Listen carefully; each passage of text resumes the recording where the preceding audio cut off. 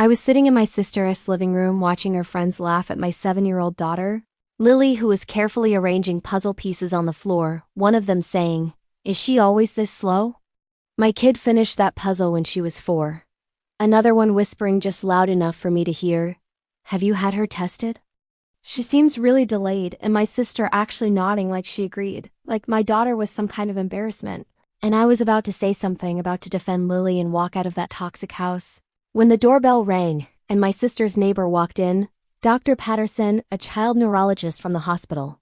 And what happened in the next 10 minutes made every single person in that room realize they'd been mocking a child who was actually cognitively advanced beyond anything their normal kids would ever achieve. Let me back up and explain how we got here, how my daughter became the target of everyone's judgment. Lily was born premature, 28 weeks. Spent the first 2 months of her life in the NICU fighting to survive. She had some developmental delays early on. Didn't walk until 18 months, didn't talk until almost 3. And from the moment she started interacting with other kids, people noticed she was different. She moved slower, processed things differently, took longer to respond when you spoke to her. And instead of being patient or curious about why, people just labeled her slow, delayed, behind special needs, said with pity or judgment depending on who was talking. My family was the worst, my sister especially. She had 2 kids. Tyler, who was 9, and Madison, who was 6, both gifted, according to her, both in advanced programs, both perfect little overachievers, and she never missed an opportunity to compare them to Lily. Madison was reading at 3. Is Lily even interested in books? Tyler was doing math at 5. Does Lily understand numbers yet? Constantly framing my daughter's differences as deficits, as failures, as something I should be worried about or embarrassed by. I wasn't embarrassed, I was protective. I spent 7 years watching my daughter work 3 times as hard as other kids to do basic things, watching her get frustrated when her body wouldn't do what her mind wanted, watching her get left out of games because she couldn't keep up physically. And through it all, she never complained, never gave up, just kept trying with this quiet determination that broke my heart and made me so proud I could barely stand it. What people didn't see, what they didn't bother to notice because they were too busy judging her speed, was that Lily was brilliant, genuinely brilliant in ways that didn't fit their narrow definition of smart. She thought about things differently, made connections other kids didn't make, asked questions that showed a depth of understanding that shocked her teachers. She just needed more time to process, more time to formulate her responses, more time to physically execute what her brain already understood. Her teachers noticed, started giving her different kinds of assessments, puzzles and problem-solving tasks instead of time tests, and she excelled, scored off the charts in pattern recognition, spatial reasoning, abstract thinking. They recommended we have her evaluated not for delays but for giftedness, for cognitive abilities that were actually beyond her age level. We did. Spent 6 months doing comprehensive testing with specialists, and the results came back 2 weeks ago. Lily wasn't slow. Lily had a genius-level IQ of 152, with extraordinary abilities in visual spatial intelligence and complex problem-solving. Her slowness was actually her brain processing information at such a deep level that it took longer, like a computer running incredibly complex calculations while everyone else was doing basic math. The specialist explained it to me like this: most children Lily's age think in 2 dimensions, Lily thinks in 4. She's not delayed. She's operating on a completely different cognitive plane. What looks like slowness is actually depth. She's seeing patterns and connections and possibilities that other children can't even perceive yet. I cried when I heard that. Cried because I'd always known my daughter was special, but having it validated, having proof that all those people were wrong, was overwhelming. I hadn't told anyone yet, not my family, not my sister, because I wanted to protect Lily from being treated like some kind of circus act. Didn't want her giftedness to become another thing for my sister to compete with or diminish, but my sister had been pushing for this family gathering, insisting I bring Lily. The kids should spend time together. So I agreed, figuring it would be fine. It was not fine.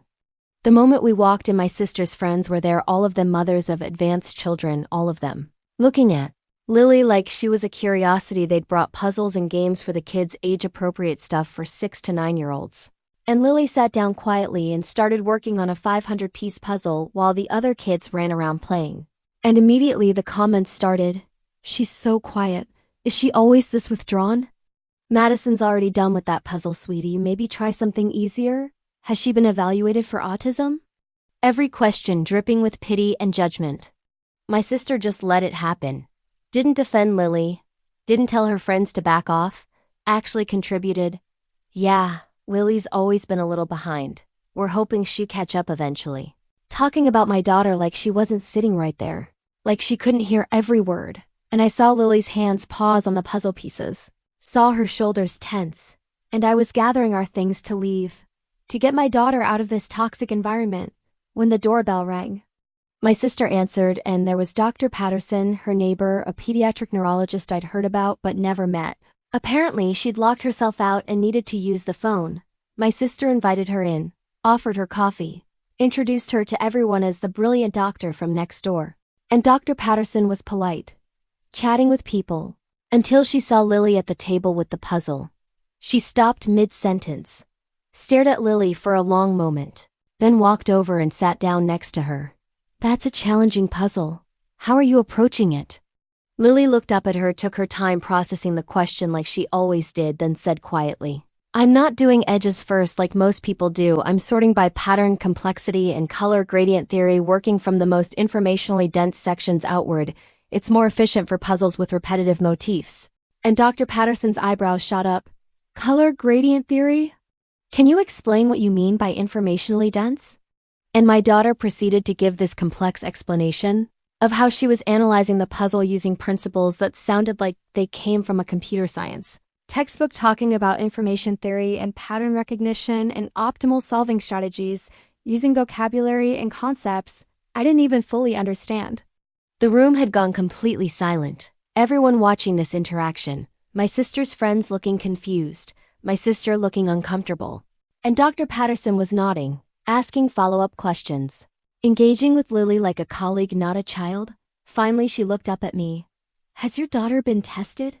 Because what I'm hearing suggests very advanced cognitive abilities, specifically in visual spatial intelligence and abstract reasoning.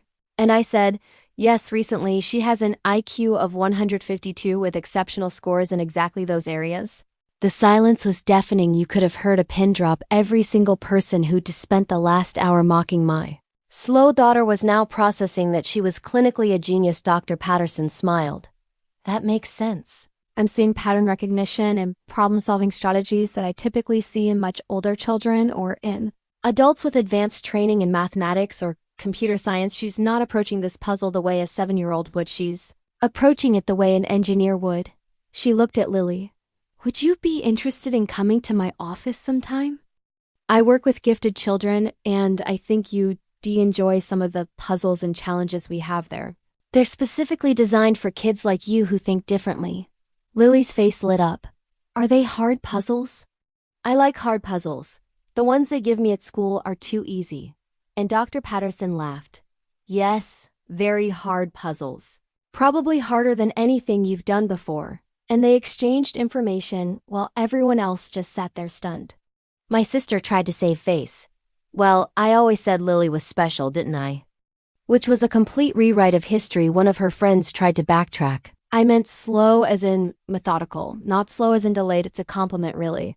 Which was obviously a lie, but I didn't care about their embarrassment. I cared about my daughter, who spent an hour being treated like she was stupid by people who were unqualified to judge her. I stood up, took Lily's hand. We're going to go now. Thank you for the invitation. My sister tried to apologize. I'm sorry if anyone said anything insensitive. You know how people are. And I looked at her. Really looked at her. No, I know how you are. This isn't about other people saying insensitive things. This is about you spending 7 years treating my daughter like she deficient because she doesn't fit your narrow definition of normal. You've compared her to your kids, made her feel less than, participated in mocking her today, and the only reason you're sorry now is because the doctor validated what I've been telling you all along. That Lily is extraordinary. My sister tried to argue. I've never mocked her. I was just concerned, and I cut her off. You were concerned about how it reflected on you to have a niece who seemed delayed. You were never concerned about Lily's well-being or potential. You were concerned about appearances. Well, now you know the truth. My slow daughter is smarter than any of the kids in this room, including yours. She thinks on a level they'll probably never reach. And you missed out on knowing that, on celebrating that, because you were too busy judging her. We left. I got Lily in the car and she said something that made me cry. I knew they thought I was dumb. I could tell by how they talked to me. But I don't care what they think. I know I'm smart. You've always told me. I'm smart, that's enough.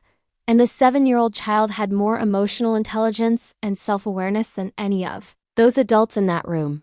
Dr. Patterson reached out the next week, offered to mentor Lily, connect us with resources for gifted children, help us find appropriate educational programs. She said Lily's combination of abilities was rare, that she was operating at a cognitive level typically seen in children 5 to 7 years older, that with the right support and challenges she could do extraordinary things.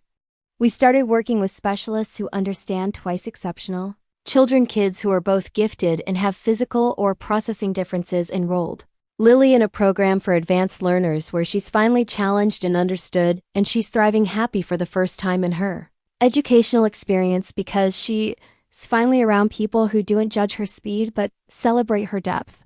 My sister tried to maintain contact, sent messages about how proud she was, how she'd always known Lily was special. I didn't respond because I don't need her validation and neither does Lily. We've built a life surrounded by people who see my daughter for who she is, not who they think she should be, people who understand that different doesn't mean less, that taking more time to process doesn't mean being slow, it might mean being thorough. Here's what I learned watching everyone mock my daughter, then scramble to cover their judgment when the truth came out. Most people are so invested in conventional markers of intelligence, speed, verbal fluency, social conformity, that they completely miss brilliance that presents differently. They see a child who moves slowly or talks less or needs more processing time, and they immediately categorize that child as less than. But some of the most brilliant minds in history thought differently, processed differently, worked at a different pace than their peers. Einstein didn't talk until he was 4. Edison was called stupid by his teachers. Being different isn't a deficit, it's often a gift. If you enjoyed my story, please like and subscribe and share this with any parent whose child learns differently, processes differently, exists outside the narrow definition of normal. Because here's the truth: your child doesn't need to fit other people's timelines or expectations. Your child doesn't need to perform for judgmental relatives or impatient teachers. Your child just needs you to see them. Really see them, protect them, advocate for them, believe in them even when the whole world is telling you something's wrong. Everyone mocked my daughter for being slow until a doctor walked in and revealed she was actually years ahead. But I didn't need a doctor to tell me my daughter was extraordinary. I already knew because I was paying attention while everyone else was busy judging.